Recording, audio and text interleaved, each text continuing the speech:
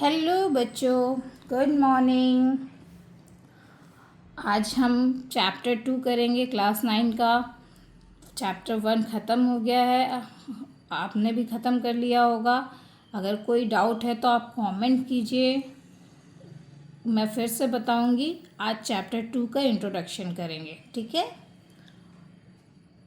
Chapter 2 में पढ़ना है हमें पॉलिनोमल्स के बारे में। तो पहले जानते हैं पॉलिनोमियल इन वन वेरिएबल क्या होता है।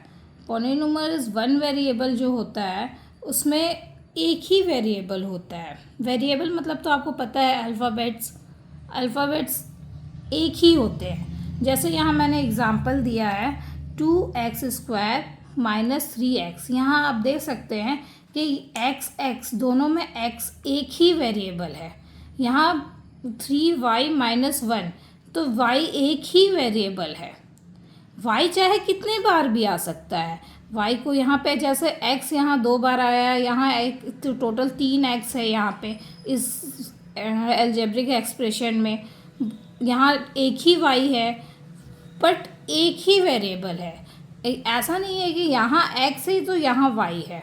मतलब कि केवल एक ही टाइप ऑफ वेरिएबल होगा तो वो क्या कहलाएगा, लीनियर पॉलिनोमियल्स, ठीक है। उसी तरह सेकेंड में 2 टाइप ऑफ वेरिएबल होंगे। 2 टाइप ऑफ वेरिएबल जो होंगे वो इक्वेशन कहलाएगा क्वाड्रेटिक, ठीक है, क्वाड्रेटिक इक्वेशन कहलाएगा। जहाँ पे 2 टाइप ऑफ वेरिएबल होंगे, जैसे यहाँ पे x और y 2 टाइप ऑफ वेरिएबल है, तो ये 2 टाइप ऑफ वेरिएबल है तो ये क्या पॉलिनोमियल कहलाएगा, क्वाड्रेटिक पॉलिनोमियल। उसी तरह 3 टाइप ऑफ पॉलिनोमियल्स होंगे। तो अगर 3 टाइप होंगे तो वो क्या कहलाएंगे, जैसे x² y z। यहाँ 3 टाइप है, x भी है, y भी है, z भी है। 3 टाइप ऑफ पॉलिनोमियल्स है तो वो क्या कहलाएंगे, हाँ क्यूबिक पॉलिनोमियल्स कहलाएंगे।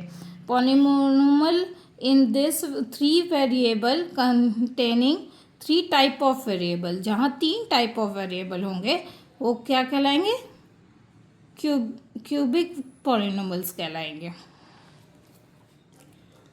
तो फिर से बता देती हूँ, अगर 1 टाइप ऑफ वेरिएबल होगा तो वो क्या कहलाएगा, लीनियर पॉलिनोमियल्स।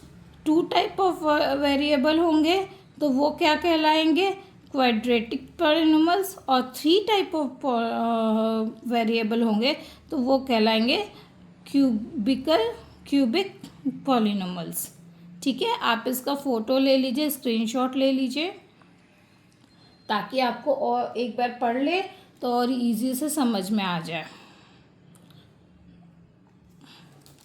आगे कोफिशिएंट्स बच्चों क्या होता है, जैसे एक बेंच में बैठा हुआ 2 बच्चा, तो एक बच्चा का कोफिशिएंट दूसरा बच्चा है, ये कोफिशिएंट्स होता है। तो यहाँ पे कोफिशिएंट्स क्या है, साथ में कौन बैठे, जैसे इस टर्म में 5x² जो ये टर्म है, इसमें वेरिएबल के साथ कौन बैठा हुआ है, 5 बैठा हुआ है। तो 5 जो है वो कोफिशिएंट्स हो जाएगा x का।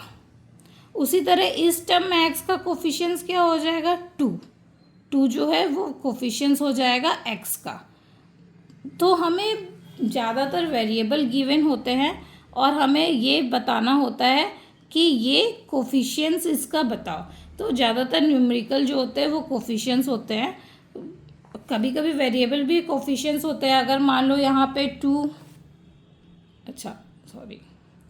यहाँ पे 2xy दिया है, ठीक है, और हमें x का कोफिशिएंट्स निकालना है। तो 2y दोनों ही साथ में बैठे हैं एक टर्म में, तो वो 2y दोनों ही कोफिशिएंट्स हो जाएंगे, ठीक है। तो कोफिशिएंट्स मतलब क्या होता है, साथ में जो है मल्टीप्लाई में जो साथ में बैठा हुआ है वो कोफिशिएंट्स हो जाएगा, वेरिएबल के साथ में जो बैठा है। अगर x का बोला है तो x का, मान लो y का बोला है, अगर यहाँ y का कोफिशिएंट्स बोला है तो क्या हो जाएगा, 2x हो जाएगा, ठीक है। ये इंट्रोडक्शन पार्ट था। नेक्स्ट क्लास से हम एक्सरसाइज करेंगे। एक्सरसाइज 2 इजी है, मैं बुक में ही बता दूंगी, आप खुद कर लोगे। चलिए मिलते हैं नेक्स्ट वीडियो में। Bye bye.